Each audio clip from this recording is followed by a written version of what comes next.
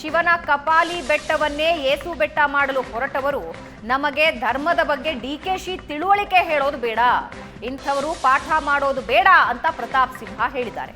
ಮುಸ್ಲಿಮರನ್ನ ಓಲೈಕೆ ಮಾಡೋದಕ್ಕೆ ಸಿಎಂ ಆಹ್ವಾನ ಕೊಟ್ಟಿದ್ದಾರೆ, ಕುರ್ಚಿ ಉಳಿಸಿಕೊಳ್ಳೋದಕ್ಕೆ ಸಿಎಂ ತಂತ್ರ ಅಂದಿದ್ದಾರೆ ಪ್ರತಾಪ್ ಸಿಂಹ.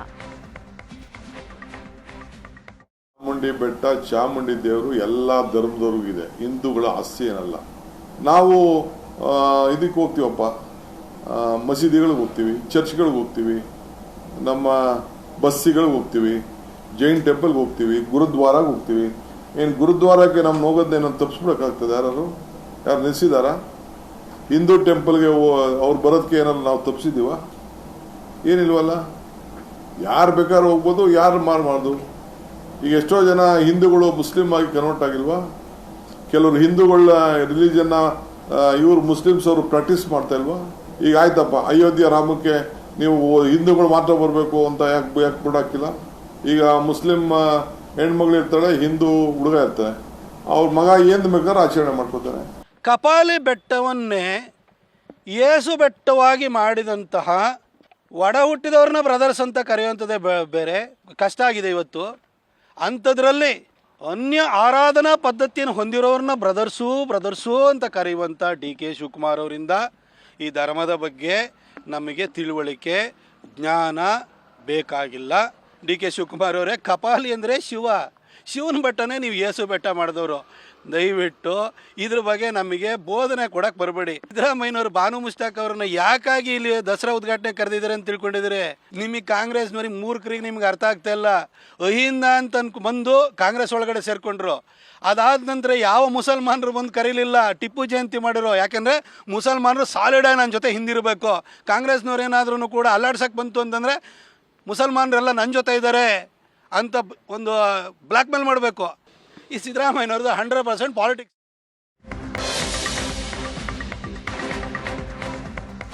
ಚಾಮುಂಡಿ ಬೆಟ್ಟ ಯಾರ ಆಸ್ತಿ? ಡಿ.ಕೆ. ಶಿವಕುಮಾರ್ ವಕ್ಫ್ ಆಸ್ತಿ ಅಂತ ಘೋಷಣೆ ಮಾಡೋದಕ್ಕೆ ಹೊರಟಿದ್ದೀರಾ ಅಂತ ಡಿಸಿಎಂ ಡಿ.ಕೆ. ಶಿವಕುಮಾರ್ ವಿರುದ್ಧ ಶೋಭಾ ಕರಂದ್ಲಾಜೆ ಕಿಡಿಕಾರಿದ್ದಾರೆ. ಬಾನು ಮುಷ್ತಾಕ್ ಬಿಟ್ರೆ ಬೇರೆಯವರು ಸಿಗಲಿಲ್ವಾ? ಕನ್ನಡದಲ್ಲಿ ಬೇರೆ ಸಾಹಿತಿಗಳು ನಿಮಗೆ ಸಿಗಲಿಲ್ವಾ? ಭುವನೇಶ್ವರಿಯನ್ನ ಒಪ್ಪದವರು ಚಾಮುಂಡಿಯನ್ನ ಒಪ್ತಾರಾ? ಕಾಂಗ್ರೆಸ್ ಹೊಸ ಪದ್ಧತಿಯನ್ನ ಹುಟ್ಟುಹಾಕಿದ್ದಾರೆ ಅಂದಿದ್ದಾರೆ. ನಿನ್ನೆ ಹೊಸ ಒಂದು ಕಾಂಟ್ರವರ್ಸಿಯನ್ನ ಡಿ.ಕೆ. ಶಿವಕುಮಾರ್ ಅವರು ಹುಟ್ಟುಹಾಕಿದ್ದಾರೆ. 4 ದಿನದ ಹಿಂದೆ ಬಾನು ಮುಸ್ತಾಕ್ ಅವರನ್ನ ಚಾಮುಂಡೇಶ್ವರಿಯ ನವರಾತ್ರಿಯ ಉದ್ಘಾಟನೆಗೆ ಯಾಕೆ ಕರೆದಿದ್ದೀರಿ? ಕನ್ನಡ ನಾಡಿನಲ್ಲಿ ಬೇರೆ ಸಾಹಿತಿಗಳು ನಿಮಗೆ ಸಿಕ್ಕಿಲ್ವಾ? ಬೇರೆ ಜನ ನಿಮಗೆ ಸಿಕ್ಕಿಲ್ವಾ? ಯಾರಿಗೆ ತಾಯಿ ಭುವನೇಶ್ವರಿ ಬಗ್ಗೆ ನಂಬಿಕೆ ಇಲ್ಲ, ಕನ್ನಡವನ್ನ ಮತ್ತು ಭುವನೇಶ್ವರಿಯನ್ನ ಬೇರೆ ಬೇರೆ ಮಾಡಬೇಕು ಅನ್ನುವಂಥ ಯೋಚನೆ ಇದೆ ಅಂತ ಭಾಷಣ ಮಾಡಿದ್ದಾರೆ. ತಾಯಿ ಭುವನೇಶ್ವರಿಯನ್ನ ಒಪ್ಪದವರು ಚಾಮುಂಡೇಶ್ವರಿಯವರು ಒಪ್ತಾರ ಅನ್ನುವಂಥ ಪ್ರಶ್ನೆಯನ್ನ ನಾನು ಕೇಳಿದ್ದೆ. ಇದಕ್ಕೆ ಬೇರೆ ಬೇರೆ ರಿಯಾಕ್ಷನ್ಗಳು ಕೂಡ ಬಂದವು. ನೀವು ಹೊಸ ಪದ್ಧತಿಯನ್ನ ಹುಟ್ಟು ಹಾಕಿದ್ದೀರಾ. ಯಾರಿಗೆ ಭುವನೇಶ್ವರಿ ಮೇಲೆ ನಂಬಿಕೆ ಇಲ್ಲ ಅವರು ತಾಯಿ ಚಾಮುಂಡಿ ಮೇಲೆ ನಂಬಿಕೆ ಇಡಬೇಕನ್ನುವಂಥ ಒತ್ತಾಯವನ್ನ ಒಂದು ವರ್ಗದ ಜನಕ್ಕೆ ನೀವು ಮಾಡ್ತಾ ಇದ್ದೀರಿ. ಡಿ.ಕೆ. ಶಿವಕುಮಾರ್ ಅವರು ಒಂದು ಮಾತು ಹೇಳಿದ್ರು ನಿನ್ನೆ, ಚಾಮುಂಡೇಶ್ವರಿ ಚಾಮುಂಡಿ ಬೆಟ್ಟ ಹಿಂದೂಗಳ ಆಸ್ತಿ ಅಲ್ಲ. ಮತ್ತೆ ಯಾರ ಆಸ್ತಿಯಪ್ಪ? ನಾನು ಡಿ.ಕೆ. ಶಿವಕುಮಾರ್ಗೆ ಅವರಿಗೆ ಕೇಳಕ್ಕೆ ಇಚ್ಛೆ ಪಡ್ತೀನಿ, ಚಾಮುಂಡಿ ಬೆಟ್ಟ ಯಾರ ಆಸ್ತಿ? ಟಿಪ್ಪು ಆಡಳಿತ ಮಾಡಿದ ಅಂತ ಹೇಳಿ ವಕ್ಫ್ ಆಸ್ತಿ ಅಂತ ನೀವು ಘೋಷಣೆ ಮಾಡಕ್ಕೆ ಹೊರಟಿದ್ದೀರಾ? ಚಾಮುಂಡೇಶ್ವರಿ ಹಿಂದೂಗಳ ಆಸ್ತಿಯಲ್ಲ ಅನ್ನೋ ಡಿಕೆಶಿ ಹೇಳಿಕೆ ತಮ್ಮ ಹೇಳಿಕೆಯನ್ನ ಸಮರ್ಥಿಸಿಕೊಂಡಿದ್ದಾರೆ. ಡಿಸಿಎಂ ಡಿ.ಕೆ. ಶಿವಕುಮಾರ್ ರಾಜವಂಶಸ್ಥರು ಮತ್ತು ಸರ್ಕಾರ ನಾಡ ದೇವತೆ ಅಂತ ಕರೆದಿದ್ದಾರೆ. ಹಿಂದೂಗಳು ಮಾತ್ರ ಈ ದೇವಸ್ಥಾನಕ್ಕೆ ಬರಬೇಕು ಅಂತ ಹೇಳಿಲ್ಲ. ಚಾಮುಂಡೇಶ್ವರಿ ಎಲ್ಲ ಧರ್ಮಗಳಿಗೂ ಆಶೀರ್ವಾದ ಮಾಡುವ ದೇವಿ. ಬೌದ್ಧರು ಕ್ರಿಶ್ಚಿಯನ್ ಧರ್ಮಕ್ಕೆ ಮತಾಂತವಾದವರು ಬರಬಾರ್ದಾ?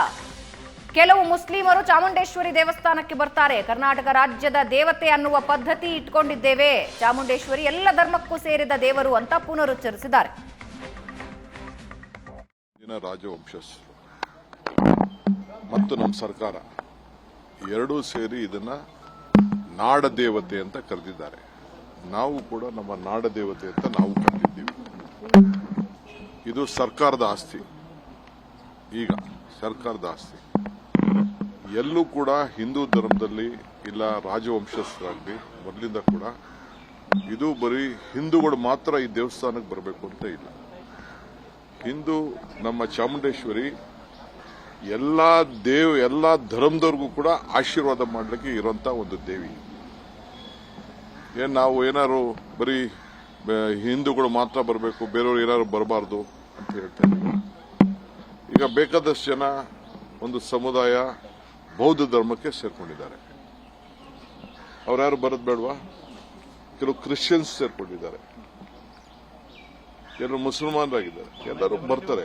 ಈಗ ನಮ್ಮ ನಿಸಾರ್ ಅವರು ಅವ್ರನ್ನು ಕೂಡ ನಾವು ಇನಾಗ್ರೇಟ್ ಮಾಡಿದ್ದೇವೆ. ಶೋಭಾ ಅವರು ಇದು ನಡೆಯಕ್ಕೆ ಬಿಡಬಾರ್ದು, ಬೆಟ್ಟಕ್ಕೆ ಹತ್ತಕ್ಕೆ ಬಿಡಬಾರ್ದು ಅಂತ ಹೆಂಗ್ ಸಾಧ್ಯ? ದಸರಾ ನಮ್ಮ ಸಾಂಸ್ಕೃತಿಕವಾಗಿ ಧಾರ್ಮಿಕವಾಗಿ ಅನೇಕ ಪದ್ಧತಿಗಳ ಜೊತೆಲಿ ನಾವು ಆಚರಣೆಯನ್ನು ನಾವು ಮಾಡ್ತಾ ಇದ್ದೇವೆ. ನೀರಿಗೆ, ಸೂರ್ಯಕ್ಕೆ, ದೇವರಿಗೆ, ಯಾವುದೇ ದೇವರಿರ್ಬೋದು.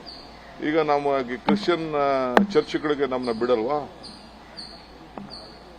ಇಲ್ಲ ಅಂದ್ರೆ ನಮ್ಮ ಮಸೀದಿಗಳಿಗೆ ಬಿಡಲ್ವಾ? ಇಲ್ಲ ನಮ್ಮ ಗೊಮ್ಮಟೇಶ್ವರನ ಜೈನ್ ಧರ್ಮಕ್ಕೆ ಪೀಠಕ್ಕೆ ನಮ್ಮನ್ನ ಬಿಡಲ್ವಾ? ನಮ್ಗೆಲ್ಲರಿಗೂ ಕೂಡ ಪ್ರವೇಶ ಇದೆ. ಬರೀ ಅವರು ನೀವು ಯಾರು ಬರಬಾರ್ದು ಅಂತ ಯಾರು ಅವ್ರು ಏನಾದ್ರು ಹೇಳ್ತಾ ಇದ್ದಾರಾ? ದಿನ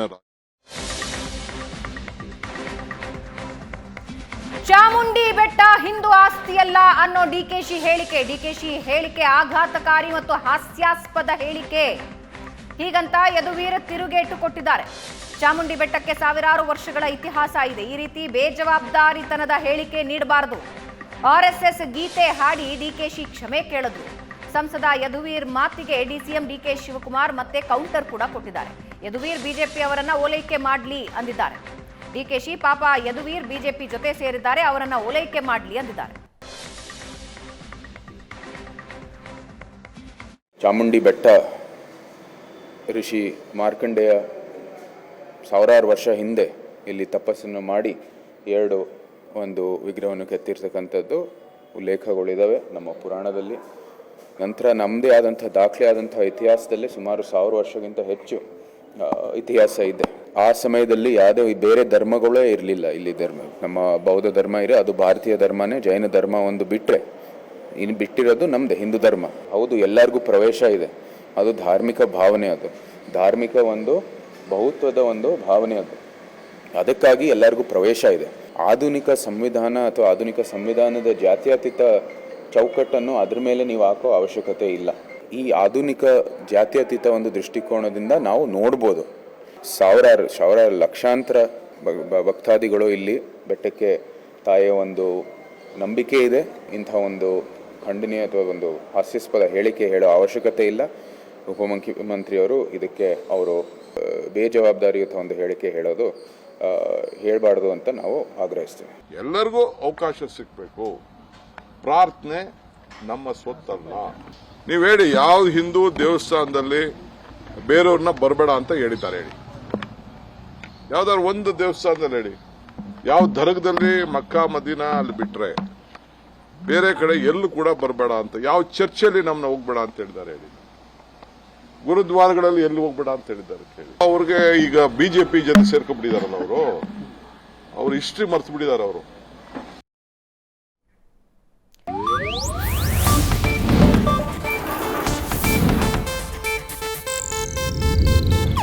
ಇದು ಏಷ್ಯಾನೆಟ್ ನ್ಯೂಸ್ ನೆಟ್ವರ್ಕ್ ಪ್ರಸ್ತುತಿ.